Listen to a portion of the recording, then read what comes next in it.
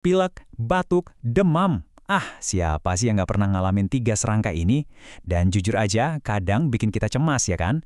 Tapi gimana kalau kita bisa ubah rasa cemas itu jadi sebuah ketenangan? Nah, dalam ulasan kali ini, kita akan bedah tuntas cara menyikapi sakit dengan harmonis, menggabungkan petunjuk syariat yang menenangkan jiwa, plus panduan medis yang teruji buat badan kita. Oke, kita mulai dari sebuah fondasi yang Masya Allah, indah banget dari ajaran kita. Hadis yang luar biasa ini nunjukin betapa Islam itu menempatkan nikmat sehat di level yang tinggi banget. Punya badan sehat itu udah kayak punya dunia dan seisinya. Nah, ini jadi titik tolak kita, biar kita benar-benar meresapi betapa berharganya amanah kesehatan yang dititipkan ke kita.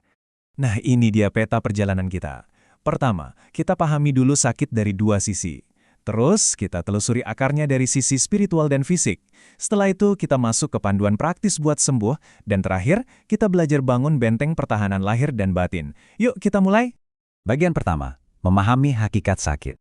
Ini bukan cuma soal sistem imun kita lagi ngadat ya.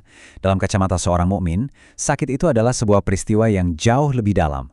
Sebuah momen yang penuh dengan makna spiritual. Inti dari pembahasan kita ya ini, kita mau mempertemukan dua kacamata yang super kuat, bukan buat diadu ya, tapi buat disandingkan secara harmonis. Tujuannya, satu, biar kita pahamnya utuh dan hati jadi tenang. Nah, coba lihat deh perbandingan ini. Menarik banget kan? Keduanya saling melengkapi. Dari sisi syariat, sakit itu bisa jadi ujian, penghapus dosa, dan pasti ada hikmahnya. Dari sisi medis, sakit itu ya infeksi virus atau bakteri yang direspon sama sistem imun. Dua-duanya bener loh, cuma beda lapisan aja. Yang satu ngejelasin kenapanya dari sisi spiritual, yang satu lagi ngejelasin gimananya dari sisi fisik. Dan ini teman-teman adalah kabar gembira yang benar-benar bikin adem. Setiap rasa sakit, bahkan sekecil ketusuk duri aja, itu adalah proses detoksifikasi spiritual. Coba deh bayangin, pas kita lagi demam atau batuk-batuk, dosa-dosa kita itu lagi rontok, lagi digugurkan. Wah, ini kan langsung mengubah cara kita mandang sakit ya, dari penderitaan jadi sebuah proses pembersihan. Sekarang kita geser ke kacamata medis. Soal demam nih, yang sering banget kita takuti. Ternyata, demam itu bukan musuh loh, justru sebaliknya. Ini adalah sinyal kalau tentara pertahanan tubuh kita yang Allah ciptakan itu lagi perang melawan infeksi. Jadi, demam itu sebenarnya teman dalam proses penyembuhan. Terus, apa kita pasrah aja gitu? Oh, tentu enggak. Islam itu ngajarin keseimbangan yang sempurna antara iman dan usaha atau ikhtiar. Hadis ini tuh prinsip dasarnya. Kerjain dulu bagianmu, minum obat, istirahat, pergi ke dokter. Nah, baru deh serahkan hasilnya kepada Allah dengan keyakinan penuh. Itulah tawakal yang benar. Oke, yuk kita gali lebih dalam lagi soal akar masalahnya. Dari mana sih datangnya penyakit? Kita akan telusuri sebabnya dari dua dunia. Dunia spiritual yang gak kelihatan, dan dunia mikroskopis yang, nyata banget. Ayat ini, jujur, ini adalah panggilan buat kita semua untuk ngaca, untuk introspeksi. Kadang, sakit itu adalah teguran lembut dari Allah karena dosa-dosa kita. Bukan buat bikin kita kecil hati, sama sekali bukan. Tapi justru ini rahmat Allah yang disegerakan, biar kita sadar, kembali, dan bertobat. Jadi, langkah spiritual pertama pas sakit, istighfar. Baik, dari sisi spiritual, udah. Sekarang kita lihat akar masalah fisik yang paling sering kita hadapi. Penting banget ya buat kita ngerti bedanya dua penyerang utama ini. Virus itu super kecil dan butuh sel tubuh kita buat berkembang biak. Kalau bakteri, dia makhluk hidup yang bisa gandain diri sendiri. Tapi, poin terpenting ada di kolom terakhir. Cara ngobatinnya beda jauh. Jadi, ini dia poin yang paling krusial. Wajib diingat ya, sebagian besar pilek dan batuk itu penyebabnya virus. Kalau dikasih antibiotik, itu ibarat kita mau nembak nyamuk pakai meriam. Salah sasaran, nggak efektif, malah bisa bahaya karena bikin bakteri jadi kebal di kemudian hari. Ini ilmu penting yang harus kita pegang.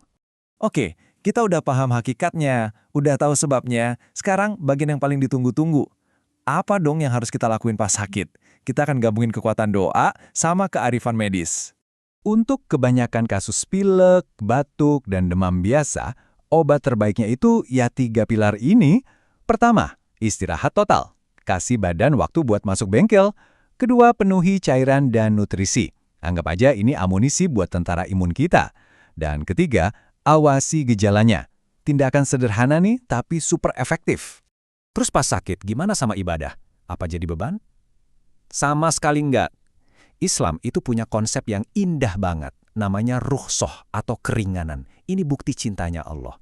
Kewajiban ibadah tetap jalan, tapi caranya disesuaikan sama kondisi kita. Agama itu memudahkan, bukan memberatkan. Dan inilah contoh paling nyatanya. Sholat itu tiang agama, tapi lihat deh kemudahan luar biasa yang Allah kasih dalam pelaksanaannya. Ini nunjukin kalau kita harus menghormati hak tubuh kita buat istirahat, dan insya Allah pahala ibadah kita tetap sempurna di sisinya. Nah, ini pertanyaan penting yang sering muncul. Kapan sih kita harus ke dokter? Kebanyakan kasus memang bisa ditangani di rumah. Tapi, perhatikan tanda-tanda ini. Kalau demam tinggi di atas 39 derajat dan nggak turun-turun setelah 3 hari. Atau kalau batuknya udah bikin sesak nafas dan nyeri dada. Kalau ini terjadi, jangan tunda lagi. Segera cari bantuan medis profesional. Oke, dari pengobatan sekarang kita beralih ke pencegahan. Gimana caranya bangun benteng yang kokoh? Jawabannya adalah sinergi antara benteng spiritual, yaitu iman, dan benteng fisik, yaitu sistem imun kita. Benteng pertama, dan ini yang paling dasar, adalah iman. Kita bangun dengan jaga sholat, terus rutin baca zikir pagi dan petang. Ini kayak kita pasang antivirus spiritual setiap hari, perisai dari yang buruk-buruk. Kita juga perbanyak doa perlindungan, dan jangan lupa bersedekah. Karena sedekah itu, kata Nabi, bisa menolak bala dan jadi obat. Benteng spiritual tadi, kita sempurnakan dengan benteng fisik. Ini termasuk mengamalkan tibun nabawi, seperti habatus sauda dan madu, yang bahkan secara ilmiah pun terbukti bagus buat imun. Terus, kita lengkapi dengan gaya hidup sehat modern, makan bergizi, olahraga teratur, dan yang sering dilupakan, kelola stres dan pastikan tidur berkualitas. Dan hadis ini, wah ini jadi penyemangat utama kita. Kuat di sini tuh lengkap ya. Kuat imannya, kuat juga fisiknya. Jadi menjaga badan biar sehat dan bugar, itu adalah bagian dari ketaatan yang sangat dicintai oleh Allah. Jadi, apa kesimpulan dari semua ini? Tujuan akhir kita sebenarnya bukan buat hidup tanpa sakit sama sekali, karena itu ya nggak mungkin. Tujuan sejatinya adalah meraih ketenangan batin. Sebuah kondisi hati yang legowo, yang pasrah, yang percaya penuh sama setiap takdir Allah, baik pas sehat maupun pas lagi diuji. Kita tutup pembahasan kita dengan ayat yang jadi penenang jiwa paling ampuh ini. Apapun yang menimpa kita, itu sudah ada dalam skenario terbaik dari Allah, pelindung kita. Tugas kita cuma ikhtiar pakai ilmu, sabar pakai iman, dan tawakal sepenuh hati. Semoga kita semua selalu dikaruniai kesehatan dan ketenangan.